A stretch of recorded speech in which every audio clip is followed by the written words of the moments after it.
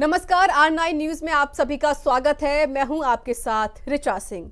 UP चुनाव sir पर है और ऐसे में सभी दल जीत की पुरजोर कोशिश कर रहे हैं।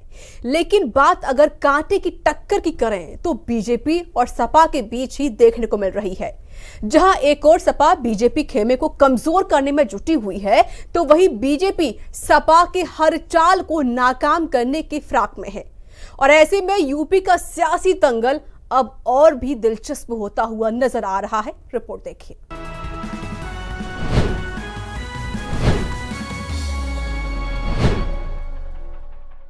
यूपी का किला बचाने के लिए जहां एक और सीएम योगी खुद चुनावी मैदान में है, तो वहीं दूसरी ओर यूपी का किला फतेह करने के लिए अखिलेश यादव को भी मैदान में उतरना पड़ा। योगी अपने गढ़ गोरखपुर से चुनावी शंखनाद कर रहे हैं, तो अखिलेश भी अपने गढ़ मैनपुरी से चुनावी हुंकार भर रहे हैं। ऐसे में अब अटकलें ये लगाई जा रही हैं कि अखिलेश को रोकने के लिए बीजेपी यादव परिवार से ही किसी को मैनपुरी की करहल सीट से चुनाव लड़वा सकती है, जिसमें मुलायम की छोटी बहू अपर्णा यादव का नाम शामिल है। हालांकि बीजेपी की ओर से अभी तक इस पर कोई खुलासा नहीं किया गया है। बीजेपी इस सीट से अपने उम्मीदवार को लेकर लगातार सस्पेंस कायम रखी हुई है। लेकिन अगर बीजेपी अपर्णा यादव को अखिलेश के खिलाफ करहल से चुनावी मैदान में उतारती है, तो न केवल मुलायम परिवार में एक और जंग देखने को मिलेगी, बल्कि चुनाव भी दिलचस्प मोड़ पर पहुंच जाएगा।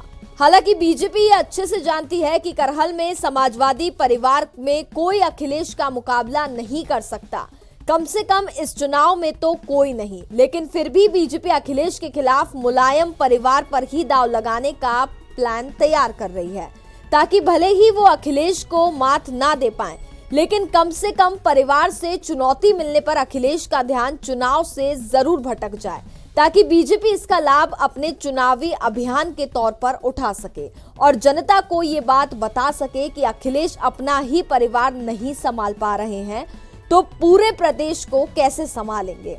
बता दें कि ये पहला मौका नहीं है जब बीजेपी विरोधियों को पटकनी देने के लिए इस तरह का दांव आजमा रही है। इससे पहले भी बीजेपी साल 1984 में इस तरह का दांव आजमा चुकी है। साल 1984 में बीजेपी ने राजीव गांधी के खिलाफ उनके सगे भाई की पत्नी मेनका गांधी को चुनावी मैदान में उतारा था, और यही फॉर्मूला बीजेपी एक बार फिर मुलायम परिवार पर आजमा रही है।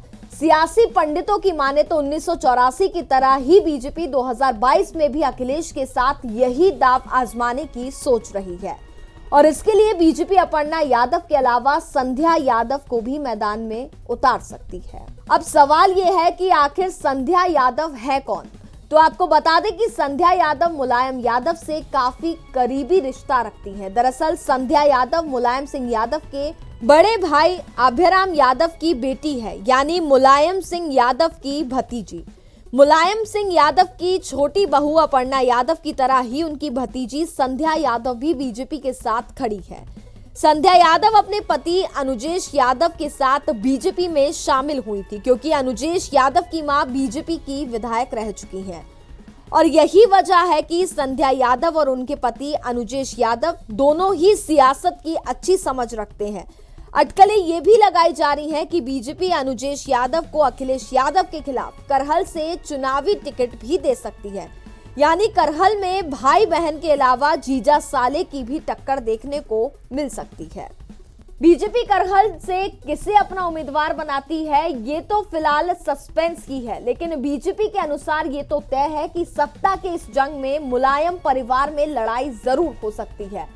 बता दें कि करहल सीट सपा के गठन के बाद से ही उनका गढ़ रहा है, और पिछले 3 दशकों से यहां सपा का कब्जा है।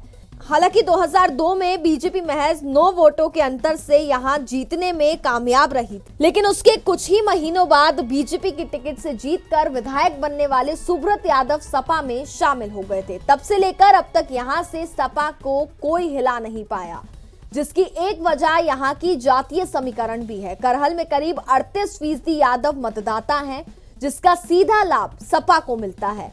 ऐसे में जाहिर है कि अखिलेश यहाँ से चुनाव लड़े तो उनका जीतना तय है, लेकिन फिर भी बीजेपी मुलायम परिवार से किसी को खड़ा कर इस चुनाव को दिलचस्प बनाने के फिराक में है, ताकि अखिलेश का ध्यान पारिवारिक चुनौतियों में भटके और बीजेपी इसका लाभ उठा सके। Bureau report, R9 news. नमस्कार।